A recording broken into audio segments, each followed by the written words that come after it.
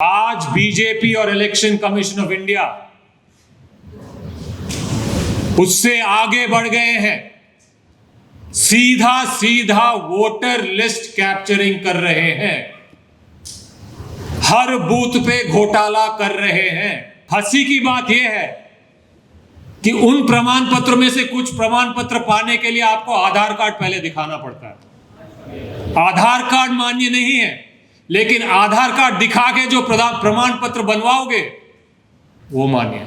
खुली चुनौती है इलेक्शन कमीशन को, प्रधानमंत्री को, गृह मंत्री को कि इलेक्शन कमीशन ऑफ इंडिया ने जो 24 जून को स्पेशल इंटेंसिव रिवीजन की प्रक्रिया लिखित रूप से आदेश के माध्यम से जारी की है, उसके हिसाब से हमारा मानना है कि बिहार के 10% वोटर भी नहीं जोड़े गए। एक ही बात कहनी,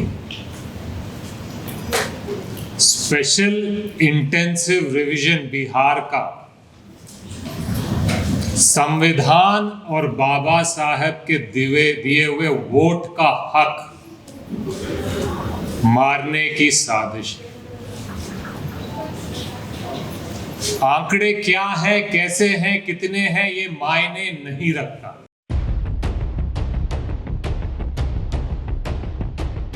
धन्यवाद मंडल जी, आप सबका स्वागत। स्पेशल इंटेंसिव रिवीजन चुनाव आयोग ने बिहार में शुरू किया और अलग अलग तरीके के चर्चा चल रहे हैं। मीडिया के इलेक्शन कमीशन कहती है कि 95% वोटर चढ़ गए हैं, फिर वो कहते हैं कि 52 लाख लोग काटे गए हैं। मेरी आप सबसे एक ही बात कहनी, स्पेशल इंटेंसिव रिवीजन बिहार का संविधान और बाबा साहब के दिए हुए वोट का हक मारने की साजिश है। आंकड़े क्या है, कैसे हैं, कितने हैं, ये मायने नहीं रखता। मायने ये रखता है कि संविधान की संस्था इलेक्शन कमीशन ऑफ इंडिया ने एक ऐसी प्रक्रिया लागू की है जिससे वोट का अधिकार मारा जा रहा है, छीना जा रहा है, चोरी किया जा रहा है। और सिर्फ ये बिहार की बात नहीं है, ये जो प्रक्रिया है ये इलेक्शन कमीशन के आदेश में लिखा हुआ है कि बिहार के बाद असम, बंगाल, केरल, तमिलनाडु और उसके बाद बाकी प्रदेशों में भी लागू किया जाएगा। ये प्रक्रिया अभी क्यों लागू की गई है, ये समझना जरूरी है, क्योंकि पिछले काफी दिनों से, महीनों से, सालों से इलेक्शन कमीशन ने बीजेपी की छिप छिप के मदद करने का पूरा प्रयास किया। जब चोरी पकड़ी गई, प्रमाण दिए गए, सवाल पूछे गए, तो चुप्पी साधी गई। और उल्टा, क्योंकि वो पीछे बंद कमरे में जो हाथ मिलाकर चुनाव चोरी करने का काम करते थे वो पकड़ा गया। अब बिहार में स्पेशल इंटेंसिव रिवीजन के माध्यम से खुलेआम election commission of India BJP के गोद में बैठकर बिहार की गरीब, युवा, महिला, शोषित, वंचित, पिछड़े, अति पिछड़े, दलित, महादलित के वोट चोरी करने का साजिश रच रही। 95% आंकड़ों की बात होती है और मैं ये काफी दिनों से कह रहा हूं, खुली चुनौती है। खुली चुनौती है इलेक्शन कमीशन को, प्रधानमंत्री को, गृह मंत्री को कि इलेक्शन कमीशन ऑफ इंडिया ने जो 24 जून को स्पेशल इंटेंसिव रिवीजन की प्रक्रिया लिखित रूप से आदेश के माध्यम से जारी की है, उसके हिसाब से हमारा मानना है कि बिहार के 10% वोटर भी नहीं जोड़े गए। जो दावे किए जा रहे हैं ये फर्जी दावे हैं, उस प्रक्रिया को नहीं फॉलो किया गया। प्रक्रिया गलत है, आंकड़े गलत है, जमीन पे जो चल रहा है गलत है। तो इस बेसिस पे जो भी चुनाव होगा वो चुनाव ही गलत है। ये सच्चाई है। अगर कोई इस सच्चाई को दिखाने की हिम्मत करते हैं, अजीत अंजुम साहब, उन्होंने दिखाया अलग अलग तरीके से कैसे ये वोट जोड़े जा रहे हैं, ये चढ़ाए जा रहे हैं। कहीं पे बीएलओ बंद कमरे में बैठकर धड़ाधड़ साइन मारे जा रहे हैं, फॉर्म भरे जा रहे हैं।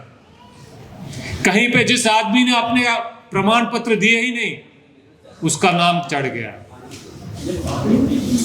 कहीं पे बीजेपी के लोग बीएलओ के साथ बैठकर फॉर्म भर रहे। तो ये प्रक्रिया जिस तरह से चलाई जा रही है वो एकदम फर्जी प्रक्रिया है। और इसकी हकीकत आप बिहार के गांव-गांव में जाके देख सकते हो, पूछ सकते हो कि कैसे चल रहा। विपक्ष और अन्य लोगों ने सुप्रीम कोर्ट के दरवाजे खटखटाए। सुप्रीम कोर्ट ने कहा कि आप जो कर रहे हो, अगर करना भी है तो आप हमारी 3 बातें मानो कि आधार कार्ड को जोड़ो, वोटर कार्ड को जोड़ो, राशन कार्ड को जोड़ो। और चुनाव आयोग क्या कहता है कि हम नहीं जोड़ेंगे। भाई क्यों नहीं जोड़ो? कहते हैं आधार में फर्जीवाड़ा। आज इस देश की बुनियाद आधार कार्ड है, आधार का सिस्टम है।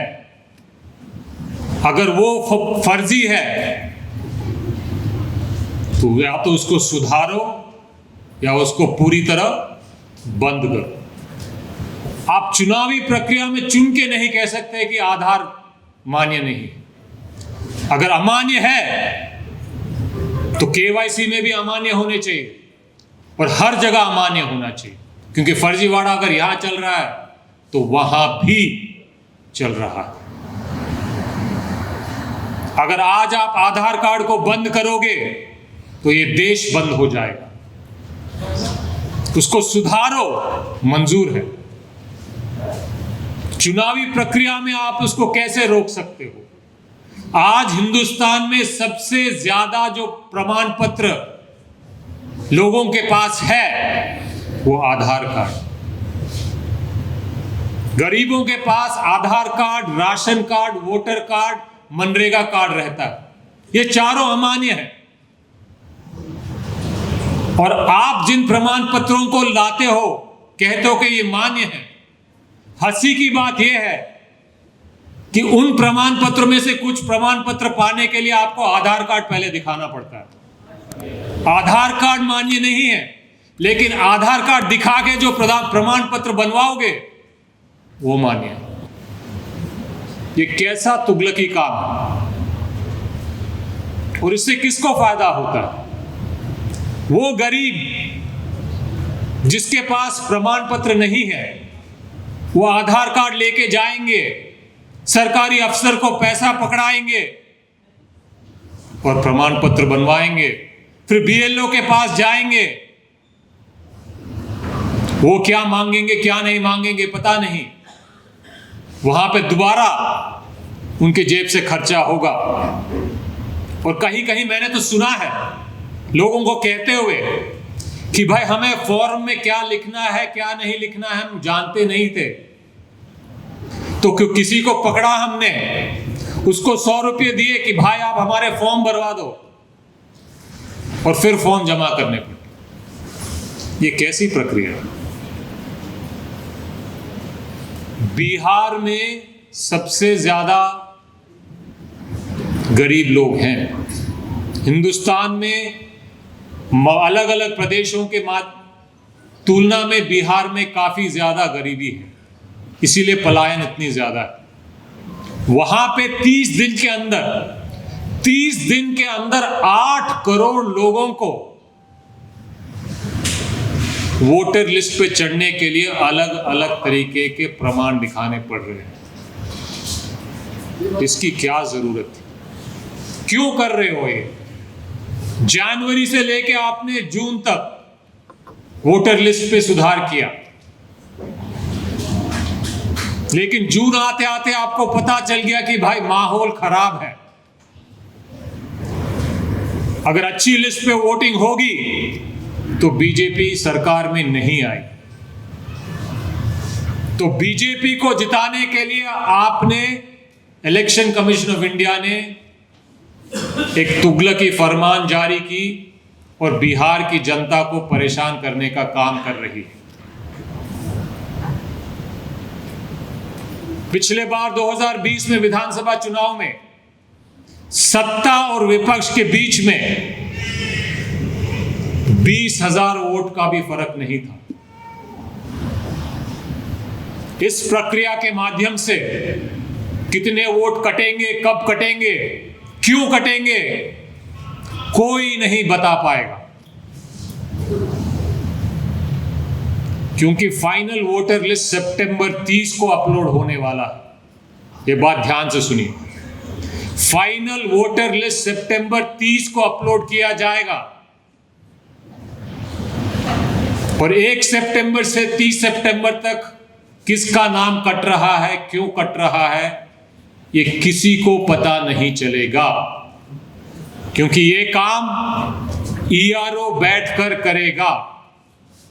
ईआरओ किसकी बात सुनेगा? दिल्ली की बात सुनेगा, मोदी की बात सुनेगा, अमित शाह की बात सुनेगा, चुनाव आयोग की बात सुनेगा, और ये तीनों एक ही। और 30 सितंबर में जब वोटर लिस्ट चढ़ाएगा, मेरा नाम कटेगा तो मेरे पास समय भी नहीं रहेगा, आपका नाम कटेगा तो आपके पास समय भी नहीं। अगर मैंने अपने प्रमाण पत्र सही तरीके से दिए भी हैं तो मेरे को कोई रसीद नहीं मिली, तो मैं किस आधार पे जाके बोलूंगा कि भाई मैंने अपना प्रमाण पत्र जमा किया था तो मेरा नाम वोटर लिस्ट पे होना चाहिए।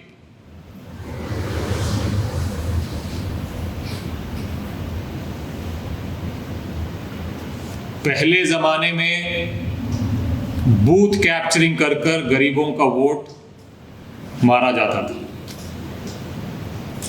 आज बीजेपी और इलेक्शन कमीशन ऑफ इंडिया उससे आगे बढ़ गए हैं, सीधा वोटर लिस्ट कैप्चरिंग कर रहे हैं, हर बूथ पे घोटाला कर रहे हैं।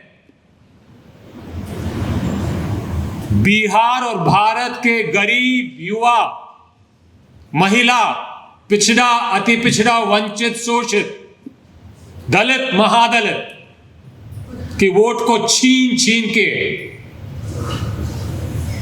चोरी किया जाएगा, उनका वोटिंग का अधिकार मारा जाएगा।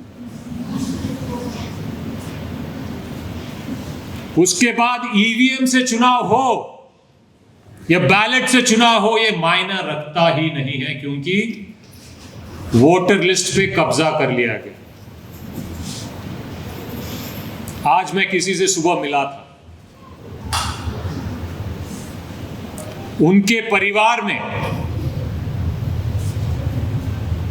उनकी पत्नी का नाम चुन के काटा गया।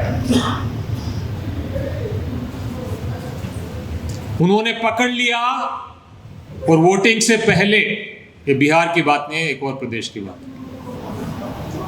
वोटिंग से पहले उन्होंने दोबारा वोट चढ़ा दी,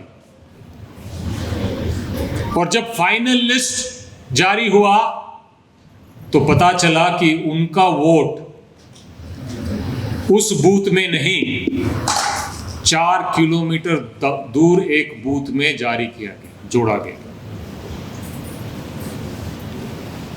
बिना इलेक्शन कमीशन ऑफ इंडिया के सहयोग से ऐसे काम बड़े लेवल पे नहीं हो सकते। चाहे वो महाराष्ट्र हो, चाहे वो हरियाणा हो, चाहे वो दिल्ली हो, इलेक्शन कमीशन को इतनी प्रमाण दिए गए कि एक एक घर में 60 वोट, 70 वोट, 80 वोट निकल के आए। कैसे मुमकिन है? और ये इलेक्शन कमीशन को चुनाव से पहले कंप्लेंट दिया गया, इलेक्शन कमीशन ने एक्शन नहीं लिया।